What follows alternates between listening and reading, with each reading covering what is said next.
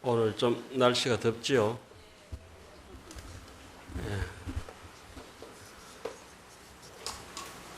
날씨가 변덕스럽습니다. 어제까지 이제 비바람이 또 몰아치다가 오늘 이렇게 쨍쨍 염천에 더운 날씨입니다. 사람의 마음도 이와 별반 차이가 없는 듯 합니다. 오늘은 이제 금정총림 범어사 가보년 백중 7일기도 천도제 중에 3일차 되는 날입니다. 크게는 조상영가 천도제 날이다 이렇게 이제 볼 수가 있죠. 태풍이 이제 엊그저께 지나갔는데 내일 모레 또 큰 태풍이 또 닥친다고 하죠. 아마 인생살이도 그와 같이 작은 파도 지나면은 또 끝없는 비바람 속에 큰 파도가 또 밀려오고 언제 덮칠지 모르는 그런 파도 속에 살아가는 것 같습니다. 특히 올해는 나라 안팎으로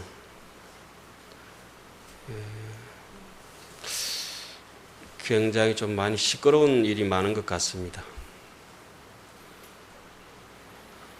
지난 봄에 잘 아시다시피 나라에 바다에 배가 침몰해서 참 어린 새싹 같은 생명들을 바다에 그렇게 묻어야 됐고, 엊그제 같이 또 먼 외국에서 또 방글라데시에서 배가 침몰하고, 무단히 지나가던 민항기, 그냥 일반 사람들이 타고 가는 비행기에 미사일 폭격을 하고,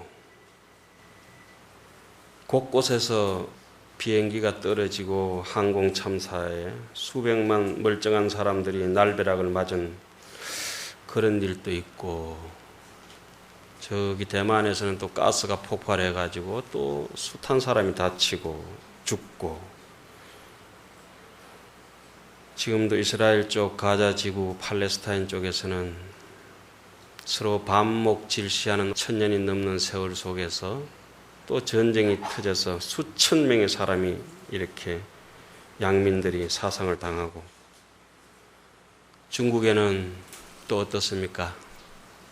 운남성 윈난 지방에 지진이 일어나서 또 수백 명이 참 불의에 뜻하지 않게 이 세상을 하직해야 되는 것.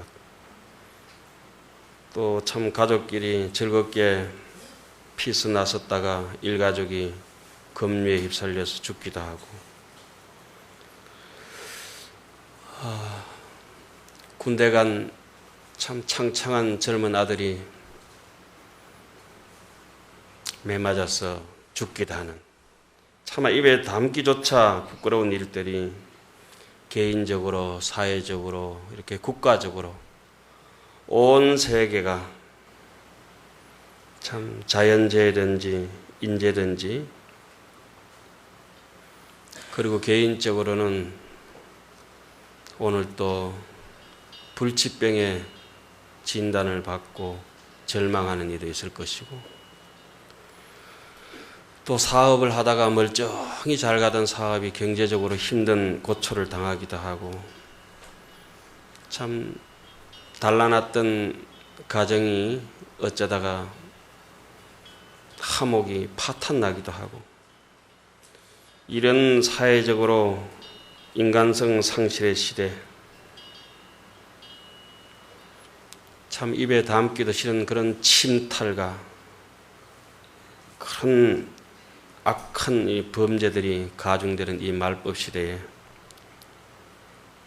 어쩔 수 없이 이제 비가 오면은 비를 맞고 바람 불면은 바람을 맞으면서 우리는 살아가야 됩니다. 이 힘들고 아픈 와중에서도 그래도 웃음을 잃지 말아야 되고, 괴롭고 슬픈 와중에서도 또 희망을 놓지 않고 살아야 되는 것 같습니다. 앞에 언급했듯이 이렇게 험한 세상에 우리가 어찌 부처님을 의지하지 않을 수 있겠습니까?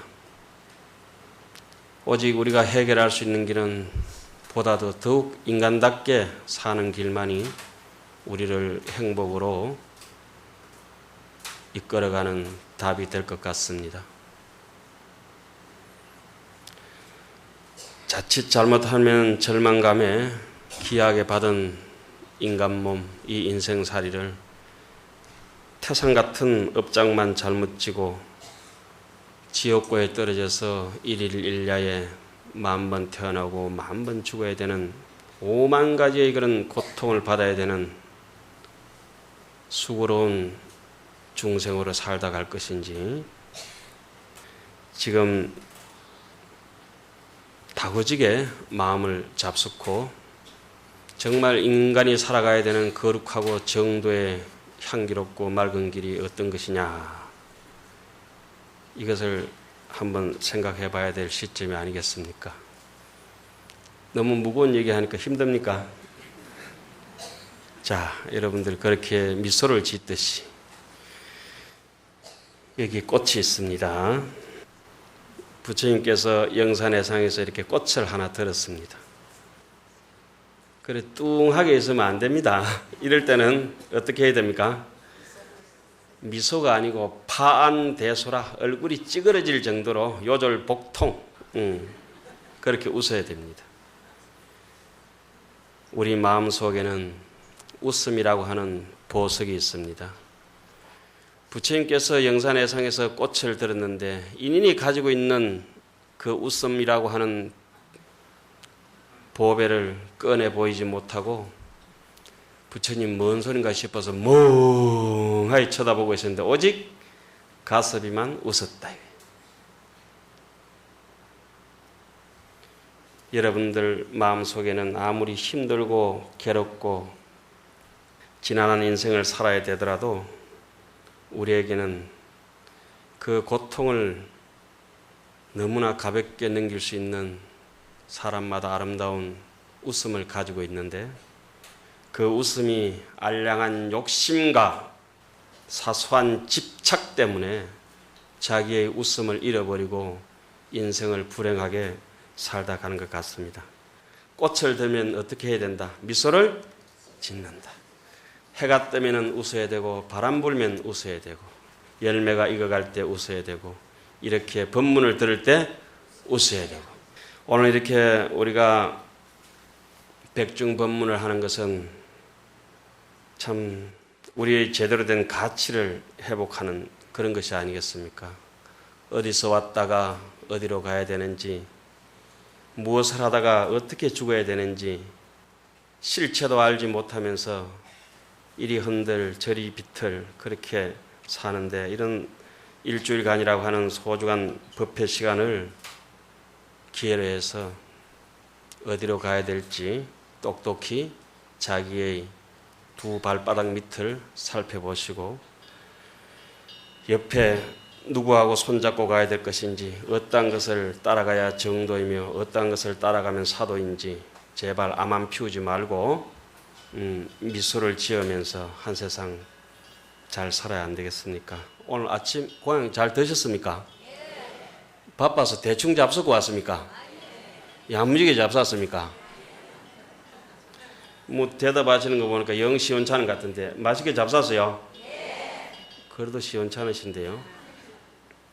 오늘 범어사에서는 아침 공양을 능이국이 나왔습니다. 아주 복이 많죠? 제가 보기보다 복이 많습니다. 능이국을 오늘 원주실에서 잘 맛있게 끓여서 대중에게 공양을 냈는데, 능이국에는 콩나물이 들어가고 무가 들어가고 능이가 들어갔습니다. 단순합니다. 제가 능이국을 너무 맛있어서 먹으며 생각했습니다. 이 콩나물은 필시 콩에서 온 것이리라, 어느 밭에서 난 콩인지는 모르겠지만은 콩나물이 돼서 내 국 한 그릇에 담겨 있구나. 무도 어느 밭에서 자랐는지 모르겠는데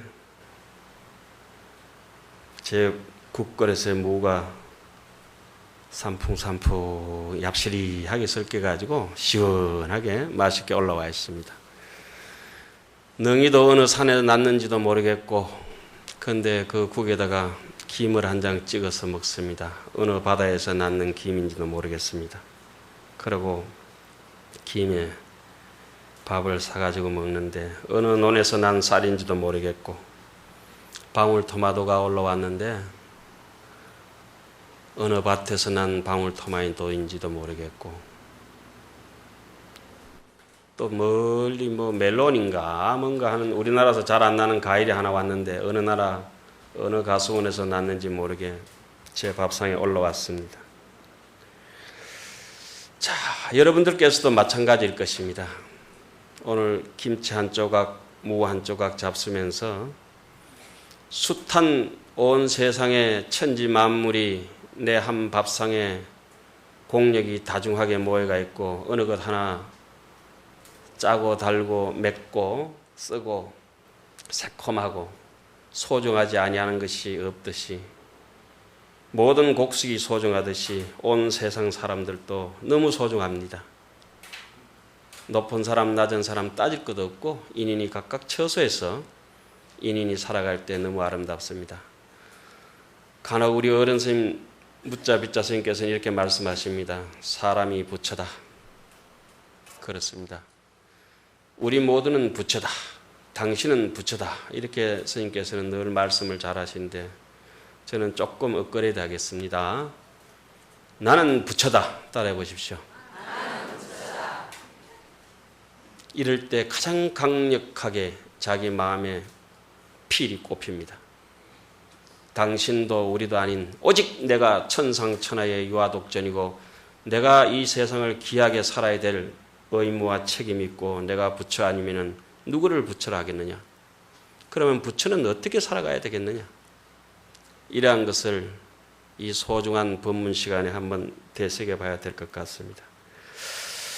오늘 이제 법무사의 7일 천도법회는 효심을 되새기는 날이다.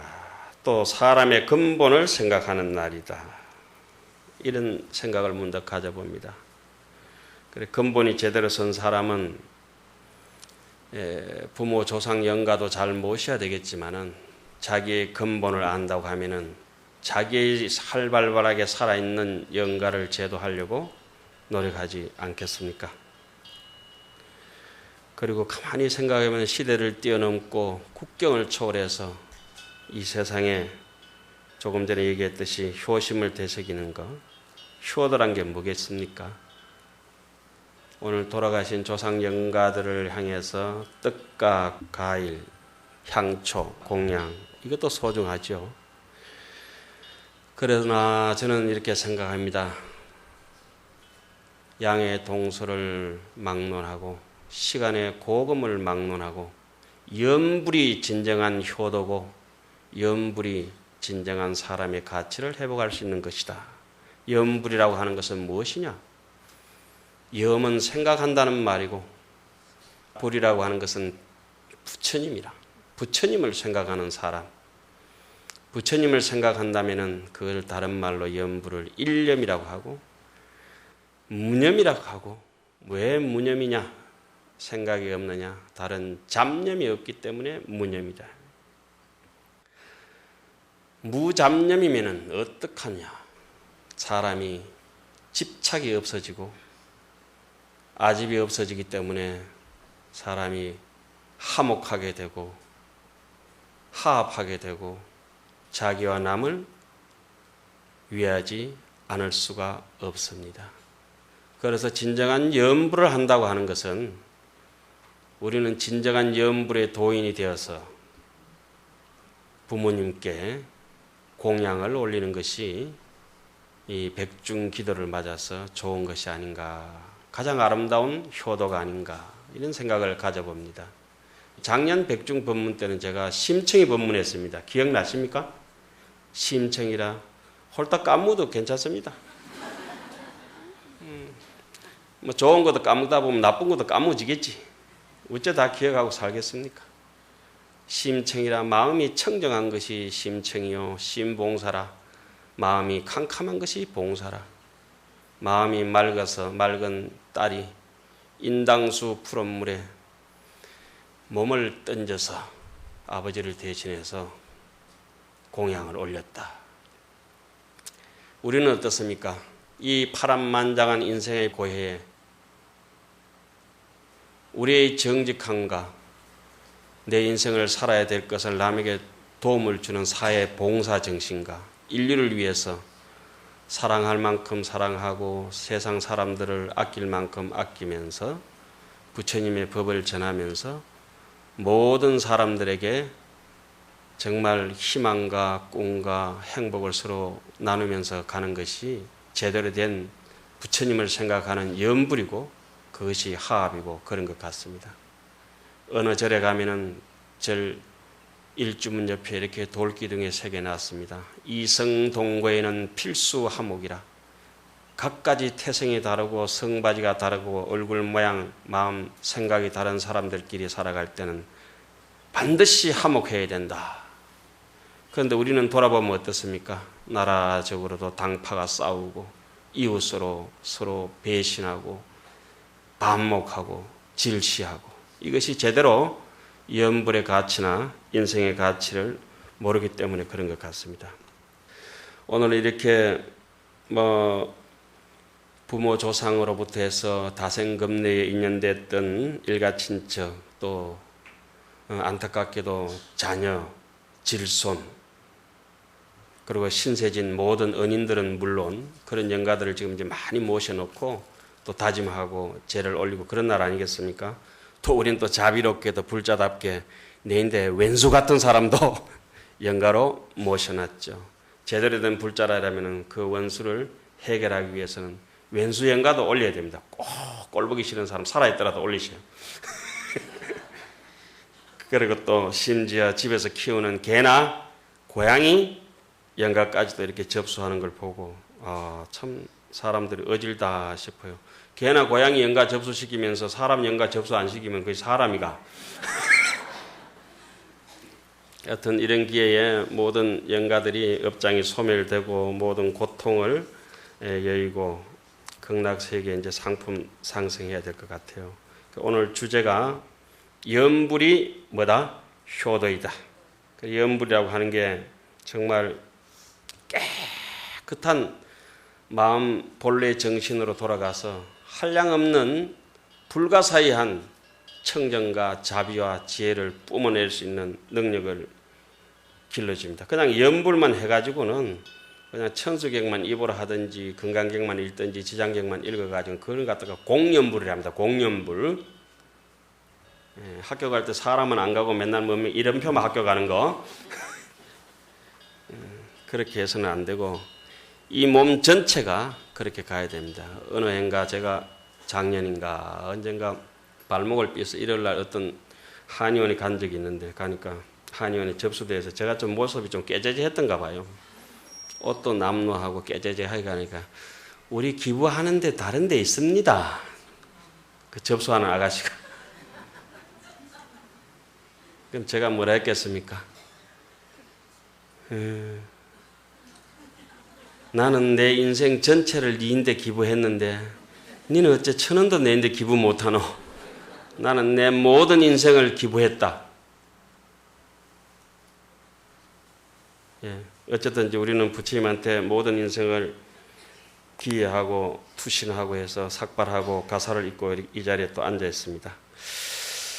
오늘 이렇게 조상 천도하면서 우리가 제대로 된 그 불자를 한다면 이 시대의 효녀 심청이처럼 이 시대의 또 누굽니까? 효자, 목련, 존자와 같이 그렇게 우리 부모 조상 왕생 극락 해탈 지옥을 이제 발언해야 될 것 같습니다. 자, 그러면은 옛날 스님들께서도 참 효자들이 많았죠. 멀리는 인도의 목련 존자, 신라시대에는 진표율사께서는 절에서 사시마제가 끝나면은 금강산 그쪽에 정영사 뒷골목을 해서 저쪽으로 넘어가는 데인데 그래 사시마제 끝나고 마제 부처님 전에 올리고 밥 한 두 숟가락 서너 숟가락 해서 노무에 봉양한다고 또 제나무 갔다 오고 매일 그렇게 하셨거든요. 우리 그 고려 시대 때 내려와 가지고는 삼국유사 지었던 스님이 누구죠? 일련 스님. 일련 스님께서는 서울에 왕사로 계시다가 구순 노모를 모신다고 지금 저기 어성 옆에 군이 인각사라고 하는 절이 있죠. 거기에 내려와서 또 노모를 모시고 사셨죠. 한 400~500년 전에는 서산사명 스님과 더불어 같이 사시던 진묵 스님께서 지금 전라도 완주, 전주 쪽에 거기에 계셨는데 그 스님께서는 그 노모를 봉양한 효성이 정말 진묵 스님께서는 지극하셨죠. 그래서 뭐 지금도 진묵 스님 어머님 묘소는 자손이 없음에도 불구하고 내일 모레 이제 추석이 되면은 벌초가 깨끗하게 잘 돼가 있죠. 자식 하나 출가 잘해서 수행 잘해서 그렇게 도인이 되고 나면은 부모님들도 그와 같은 공덕을 얻게 되죠. 부처님께서도 승부를 하시고 난 뒤에 고향 땅으로 가셔서 길러주신 어머니를 또 제도하시는 그런 인연도 있지 않습니까? 그래서 오늘은 이게 법문하면서 중국의 가장 효도 잘했던 스님 동산 양계하상이라고 계십니다. 그분께서는 조동종의 종주, 중국에서는 선종이 크게 5종이 있습니다. 임제, 운문, 법안, 위양, 조동 이 5종파가 있는데 그 조동종의 종주 조삼본적 스님과 동산 양계하상을 합쳐서 조동종이라고 하는데 그 조동종의 아주 훌륭한 정신을 우리나라에 또 개성했던 스님이 동산 양계하상이 효자라서 그랬는지 삼국유사 지으셨던 일련 스님께서 또 조동 오유에 대해서 잘 이렇게 공부를 해 놓으신 게 대장경에 지금도 수록되어 있는 걸 볼 수가 있습니다. 하여튼 동산 양계하상은 어려서 절에 가서 반야신경에 안입이 설신이가 없다. 눈코 있기가 없다. 무안입이 설신이 무색성향 미촉법. 색성향 미촉법이 없다. 색깔도 빛깔도 소리도 향기도 맛도 없다. 이 소리를 들으시고는 조그만 아이였죠. 한 7, 8살 된 아이가 그 소리를 듣고는 야 이게 무슨 소린가 싶어서 출가를 이제 결심을 하고 21살 때 이제 출가를 합니다. 그때 만났던 스님들이 오설산 영묵 스님 그리고 그 유명한 여러분들께서는 모르시겠습니다만 절에서는 처음에 오자마자 배우는 스님 글이 위산 영우 스님이라고 있어요. 위산 영우 스님 밑에 가서도 공부를 하고 나중에 우남 담성 스님 밑에서 공부를 하시고 이러셨는데 자그마한 아이 때부터 그렇게 똑똑하고 영리하고 했습니다. 그 스님의 얘기를 오늘 조금 들려드릴까 싶습니다. 스님 말씀이니까 합장하시는 게 좋겠죠. 스님은 참 효자셨는데 지금도 중국 사람들이 중국 역사의 만년 역사의 10대 효자 중에 한 분이 동산 양계하상이십니다. 그분이 출가하면서 어머님께 드렸던 글과 동산 양계하상 어머님께서 동산 양계하상께 줬던 편지글을 오늘 조금 읽어드리겠습니다. 이런 시절에 우리는 우리 부모님을 위해서 얼마나 효도하고 또 부처님의 제자로 잘 살아가고 있느냐 한번 되새겨 봐야 될 것 같습니다. 어머님 보십시오. 이제 이별하고 떠나려 합니다. 부처님께서도 세상에 나오실 때는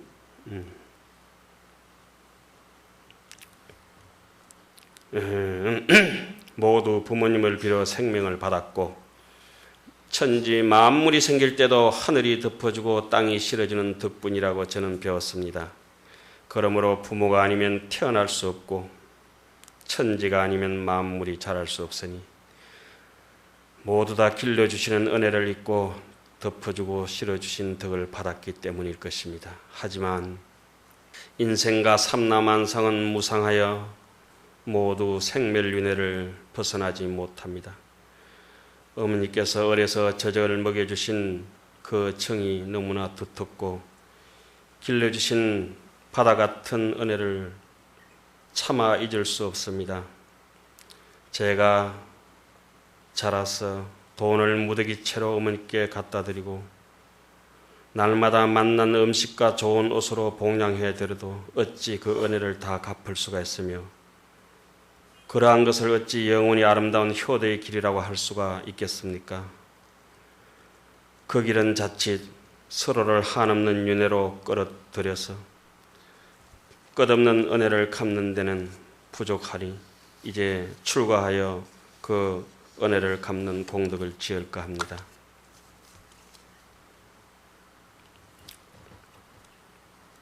생사애역의 강물을 끊고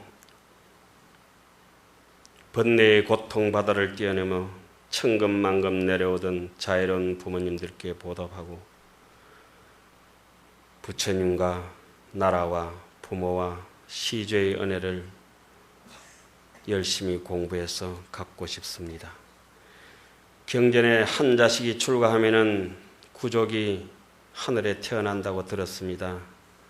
맹세코 금생의 몸과 목숨이 다하도록 저는 집에 돌아가지 않고 금생에 받은 귀한 몸 그대로 반야지혜를 활짝 깨치려 합니다. 바라옵건대 어머니께서는 기쁜 마음으로 허락하시어 마음속으로 자꾸 저를 생각하지 마시고 부디 거룩한 부처님의 아버지 정반왕과 어머니 마야 부인을 본받으소서. 훗날 부처님 회상에서 다시 만나기를 기약하고 오늘 이 자리에서 우선 헤어지고자 합니다. 저는 부모님 봉양을 꺼려하는 것이 아니라 세월이 사람을 기다려주지 않기에 이제 떠납니다.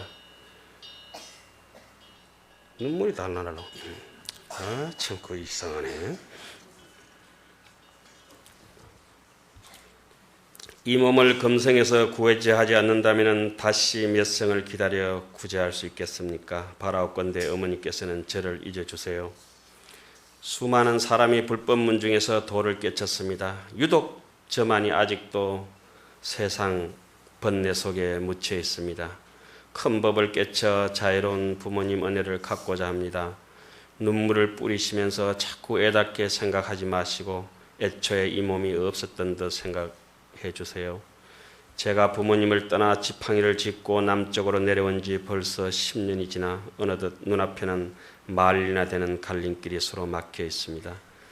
이별의 생각을 마음에 두지 마시고 대문에 기대어 저를 기다리지 마세요. 보통 사람들은 세상에 그냥 살면서 자기를 닦고 성심껏 효도하고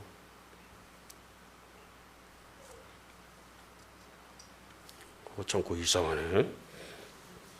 스님들은 불법 문중에서 염불 참선하여 부모님의 은혜를 갚는 법입니다. 어머님께 아뢰오니 슬퍼하며 기다리지 마시고 죽은 자식이라 여기시고 없던 자식이라 여겨주소서.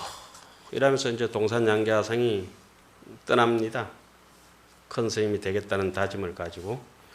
그 다짐은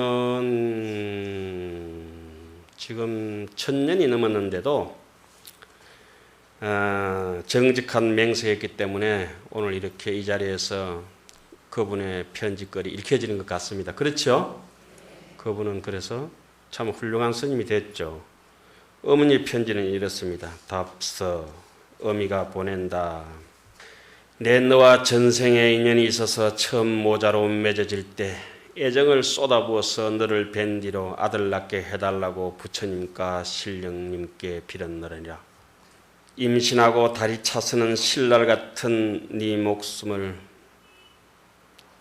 애지중지하면서 아꼈는데 마침내 무사히 너를 낳는 바람이 이루어지고 나서는 너를 보배처럼 아꼈으니 더러운 똥도 냄새난다 하지 않았으며 고생스럽게 젖먹일 때도 고생인 줄 몰랐느니라. 차츰 자라서 공부하러 보내놓고는 조금이라도 돌아올 때가 지나면은 문설주에 기대어서 까치발로 바라보곤 했었다. 보내온 편지에 굳이 출가하겠다 하느니 그러나 네 아버지는 이제 돌아가셨고 이 어미는 늙었으며 네 형과 아우는 다들 살림살이가 가난하니 내 누구를 이제 의지하겠느냐. 자식은 어미를 버릴 마음이 있으나 어미는 자식을 버릴 뜻이 없느니라. 네가 일단 다른 곳으로 떠난 뒤에는 밤낮으로 항상 슬픈 눈물을 흘리게 되었으니 너무도 괴로운 일이었구나. 그러나 이제 너는 집에 돌아오지 않겠다고 맹세했으니 네 뜻대로 하려무나. 이거 우리 어머니하고 똑같구만. 우리 어머니는 가면 다시 오지 마라 그러시더라고. 그 말이 진짜인 줄 알고 안 가버렸더만 얼마나 한이 되셨겠나.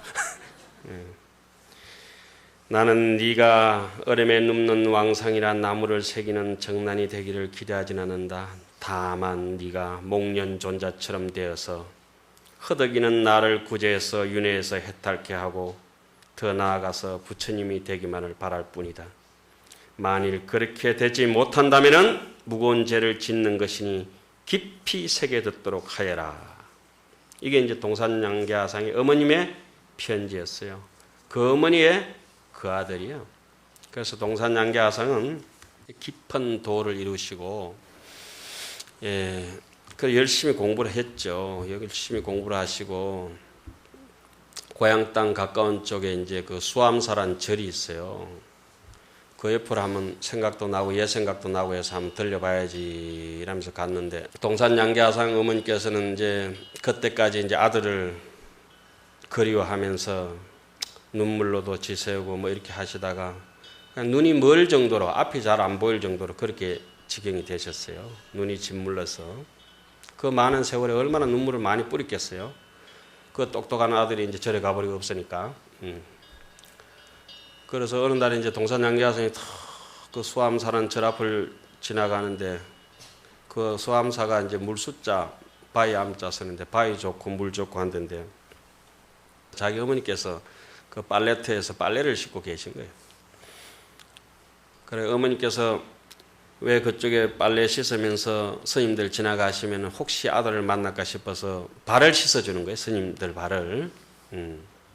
그 나루터에서 이제 절 들어가는 입구인데 요번에 가보니까 저기 베트남 진국사란 절이 거의 비슷하대요. 그죠? 그 절 비슷한데 거기 있었답니다. 그 동산양계하상 발에 또 특징이 있어요. 또 발가락이 6개 있다는 설도 있고 복숭아 뼈 옆에 큰 사막이 하나 있다는 얘기도 있고 이랬습니다. 그래서 동산양계하상이 발을 내미니까 어머니가 이제 발을 씻어 주시는데 동산양계하상은 어머니인 줄 알면서도 안다 소리를 못하고 어머니는 그때까지 눈치 못 걸고 발을 씻고 있다가 만져보니까 아들 발 같거든. 특징이 있으니까 그죠? 그 서로 뭐 어쩌겠어요. 뭐 얘기도 안 하고 있다가 동산양계하상은 미처 그때까지 도를 이루지 못한 시절이라 어머니가 꼭 부처님이 되고 큰 스님이 되기를 바랐는데 자기는 아직도 도가 미진한 상태라 어머니 앞에 나설 처지가 못 되는 거라. 아직도 어머니는 그리워서 엄마라고 부르고 싶은데 그것도 안 되는 거예요. 이제. 그래서 발을 이제 슬며시 빼고 강 건너가는 배를 타는데 어머니는 이제 그 정을 못 이겨서 가만히 생각하니까 아들 같거든. 그래서 뭐 동산양계하상을 부르면서 아들 이름을 부르면서 이제 강가로 뛰어듭니다. 거기서 돌아가셨다는 설도 있고 극락 가셨다는 설도 있고 여러 가지가 있어요. 그런데 아들은 묵묵히 백기를 돌려서 돌아보지도 않고 물에 비친 당신의 그림자만 내려다보면서 강을 건너갑니다. 그때 지었던 시가 이겁니다.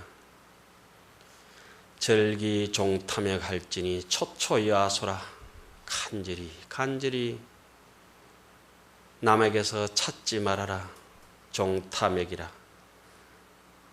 부모 형제한테도 찾지 마라 그 어디도 없다. 오직 네 자신이 부처다. 네가 부처다. 절기 종탐에 갈지니 초초여하서라.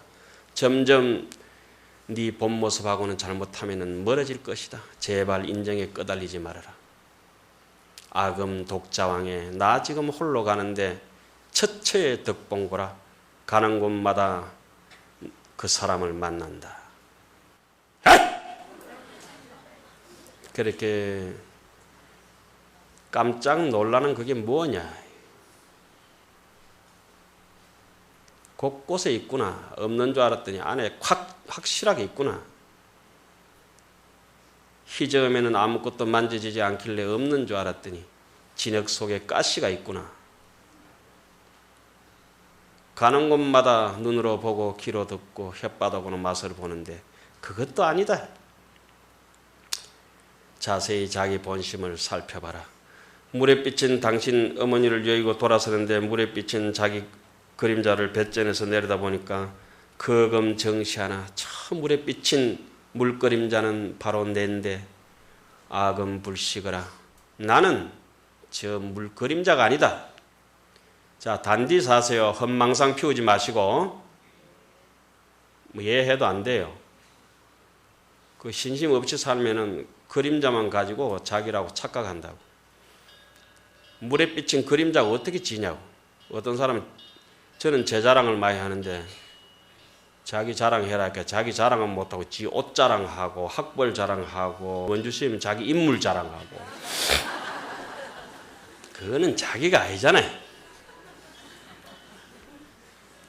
아직 텅 비어가 있는 아주 묘하게 본래 무일물이라 차볼 수 없는 이것이 있잖아요. 저 물그림자는 내일 수 있지만 나는 저 물그림자가 아니다. 응수인마해야 해서 바로 이렇게 알아야 방득 개여해라. 비로소 절절히 맞아떨어질 것이다. 그것이 진정한 효도일 것이고 우리 어머니도 구하고 나를 구할 수 있는 길일 것이다. 이렇게 해서 그 천년전의 노래가 동산양계하상이 지나가면서 읊었던 40자 8구절을 지금 제가 여러분들께 일러드렸습니다. 사람들이 살아가면서 진정으로 진심을 담은 것은 혼자 뱃전에서 읊었던 글이라도 남아서 숱한 사람을 먹여 살립니다. 일념이 청정하면 뭐가 청정하다고요? 세계가 청정하다. 오늘 우리 법회가 진실로 효심을 일구는 그런 법회라고 한다면 이 많은 효심이 천년이고 만년이고 또 흘러가고 살아서는 우리의 행복이요 죽어서도 극락일 것이다. 하여튼 천년 만년이 지나도 중고품이 되지 않고 항상 빛나는 우리의 마음, 왕사일륜을이 부처님께서 바라보셨던 왕사성 기원정사 왕사성 그 옆에 떴던 왕사성 일륜을이 지금도 장불멸이라 꺼지지 않고 있지 않습니까? 그래서 우리는 서가모니 정관할 때 항상 뭘 합니까? 나무, 영산, 불멸 그러죠? 영산 해상에 떴던 그 달 지금 우리 마음의 인연이 다 간직하고 박혀가 있습니다. 그래 각자의 인간 정토, 인간으로서 살아야 될 청정한 국토, 누구나 누려야 될 최고의 지극한 즐거움, 극락의 정토를 이런 법회를 통해서 잘 챙겨서 잘 차려진 밥상 앞에서 쫄쫄 굶어가지고 죽지 마시고 어리석은 사람 되지 마십시오. 우리가 망상분별이나 이런 걸 제대로 끊지 못하면은 물결 따라 떠내려가는 나무 토막처럼 이리 비틀 저리 비틀 물결이 빨리 흘러가면은 빨리 가고 멈추면은 멈추고 그렇게 가는데 우리 수행자나 불자는 근본을 아는 사람은 절대 그렇지 않습니다. 어떤 망상의 폭류가 쏟아지더라도 욕심의 물결이 나를 치고 오더라도 역류하면서 거슬러서 상류로 치고 올라가면서 입이 찢어지고 머리가 깨지고 온 몸이 상처투성이가 되더라도 강물을 거슬러 올라가는 연어처럼 우리의 마음의 고향을 찾아가는 그런 불자들이 되어가지고 강물을 거슬러 올라가는 그런 힘이 있어야 됩니다. 그 힘을 저는 아까 뭐라고 했죠? 염불하는 것이다. 그래서 이 세상의 모든 중생들은 달달한 것, 단 것을 먹으면 다 삽니다. 그래서 독한 것을 먹으면 죽습니다. 독을 먹으면 죽게 되어 있어요. 달달한 것을 감노법문이라고 부처님께서 일찍이 말씀해 놓으셨습니다. 그래서 우리는 독한 사람, 악한 사람, 그다음에 한이 많은 사람, 골 잘 내는 사람, 빼딱한 사람, 사촌 돈 사면 배 아픈 사람, 정로한 잘 먹는 사람, 지껏 아주 아끼는 사람, 또 아주 별로 인물도 안 되면서 화장빨인데 그래도 잘난 척 하는 사람, 놀부심보로 해코지 하는 사람, 이런 사람들하고 같이 안 해야 돼. 또 뻔뻔스러운 사람들. 그리고 둔한 사람, 멍청한 사람하고도 같이 하지 말고.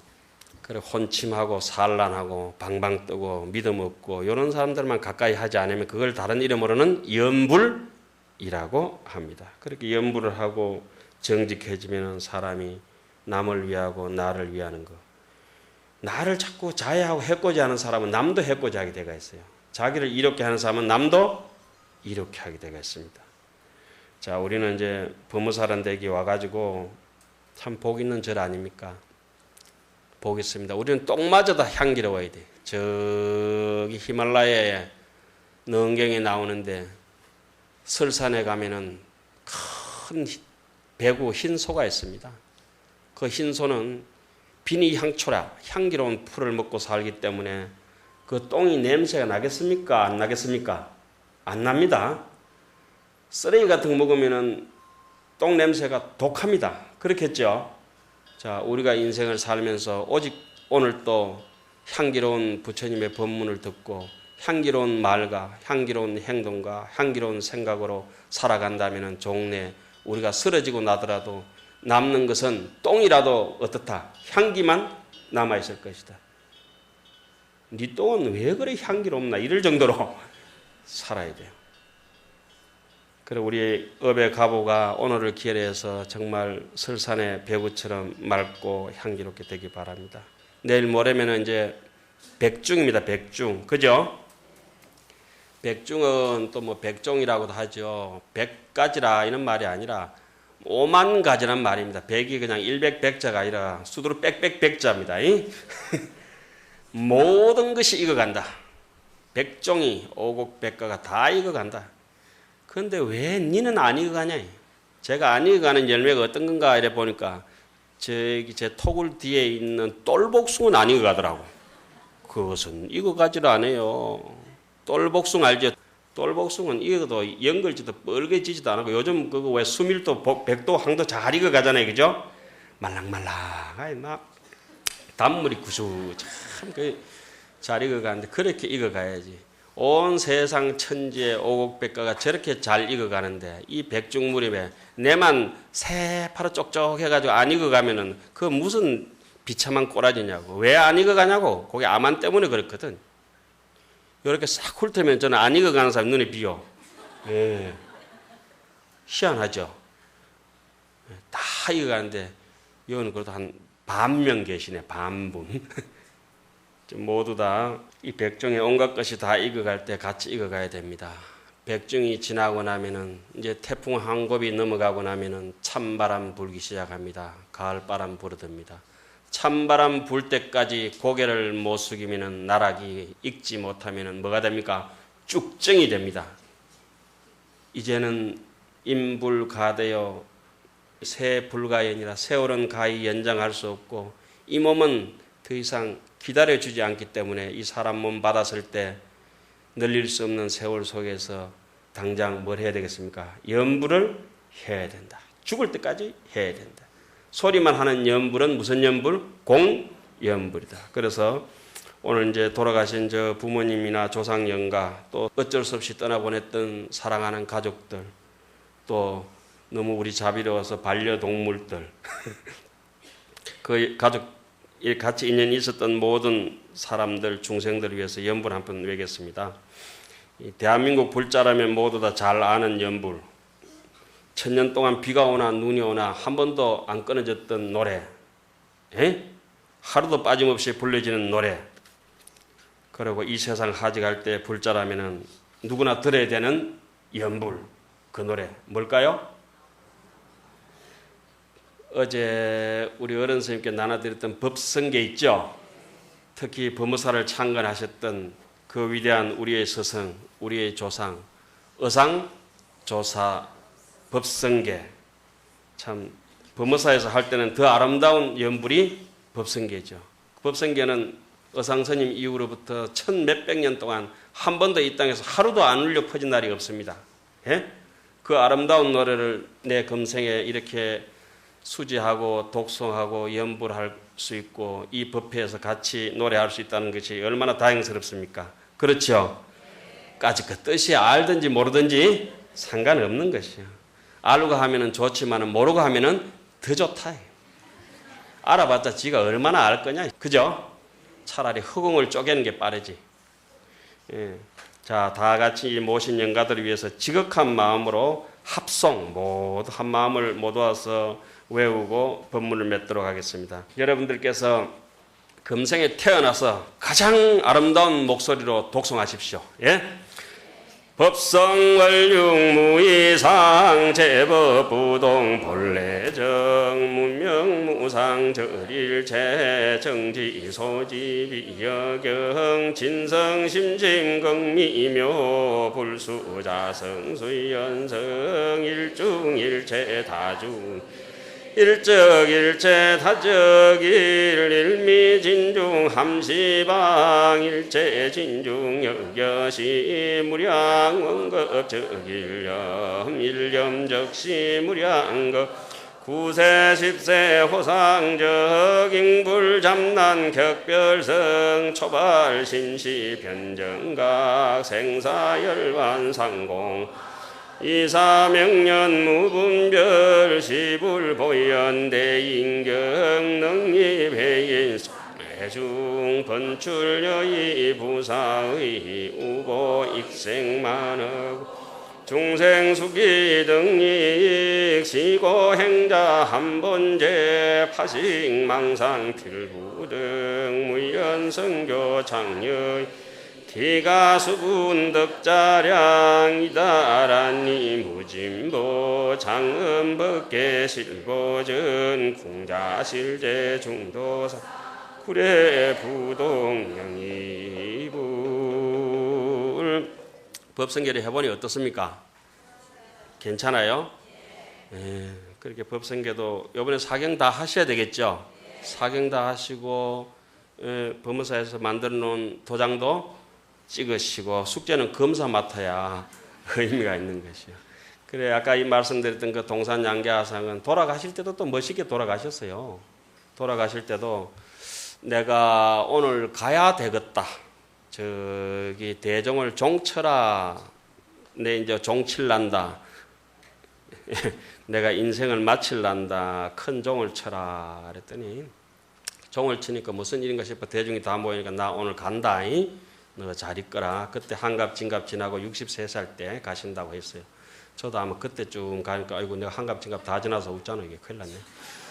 63세 때 돌아가셨어요. 돌아가시는데 그러니까 울고 불고 야단 난 거예요. 상자들하고 신도들하고. 스님 이렇게 가시면 우리는 왜 살아야 되겠냐고. 그러니까 스님께서 하시는 말씀이 있습니다. 아이고 야들아 불자가 부처님의 제자가 돼가지고 내 그렇게 세상에 힘들게 살다가 이제 좀 쉬려고 하는데 무엇이 그래 슬프냐. 나 이제 좀 쉴란다. 많이 법문했다 아이가. 이제 좀 쉴란다. 그러니까 스님 좀에만 더 해가지고 스님 뭐 꼴까닥 눈 감아버리셨어요. 그래도 하도 울어대니까 눈을 다시 벅 뜨시고는 그게 동산양계하상의 생사를 자제했던 부활입니다. 부활. 예수 부활은 부활도 아닙니다. 그 동산양계하상의 부활은 위대하게 이루어집니다. 돌아가셔도 숨을 거두었던 분이 다시 눈 뜨고 일주일간 내 말미를 줄 테니까 의문스럽고 궁금한 거 있으면 다 물어라. 연불할 때 어떻게 해야 되고 사람이 어떻게 살아야 되고 공부는 어떻게 할 텐지 낱낱이 다 물으면 지금부터 일주일 말미다 그래서 일주일 동안 더 연장하시고 돌아가셨던 분이 동산 양계하상입니다.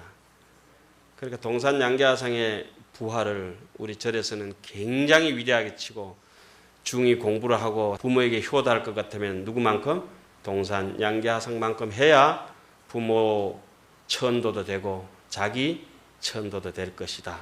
이런 얘기가 우리 절에서는 아름답게 전해 내려오겠습니다. 오늘 이제 어줍잖게 제가 잘 이야기를 엮지는 못했지만은 동산 양계하상의 효심과 그런 염불과 불도를 향한 그런 마음을 잘 받아들여서 범어사의 불자된 도리로서 또 의상스님의 후손으로서 당당하고 늘 아픈 와중에서도 안 아플 수는 없어요. 또 힘든 와중에서도 웃음을 잃지 말고 가끔 내 인데서 있는 아까 말했던 웃음 보석을 꺼내가면서 잘 사시기 바랍니다. 성불하십시오.